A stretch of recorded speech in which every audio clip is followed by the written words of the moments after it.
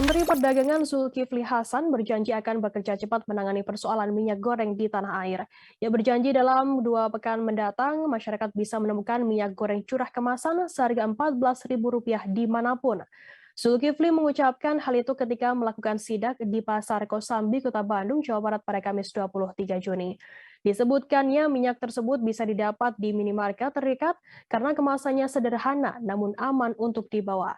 Saat ini pihaknya mengatakan tengah mempersiapkan pengurusan izin edar. Untuk izin edar ini disebutkannya rencananya akan selesai pada Kamis 23 Juni hari ini. Lantas proses selanjutnya adalah rencana hari Senin 27 Juni akan diproduksi oleh pabrik-pabrik. Mendak juga mengatakan kurang lebih proses produksi hingga persiapan edar sekitar 1 minggu. Sehingga dalam kurun waktu 2 minggu untuk ke depan, 2 minggu ke depan masyarakat tak perlu khawatir dengan stok minyak goreng di pasaran.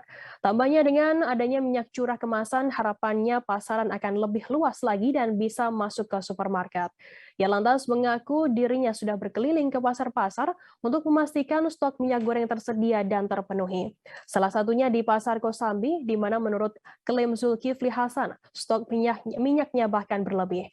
Dengan stok minyak yang aman, maka masyarakat tidak perlu mengantri atau berebutan lagi.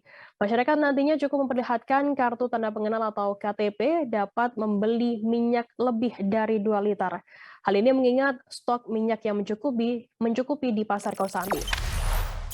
Jangan lupa subscribe, share, komen, dan like ya.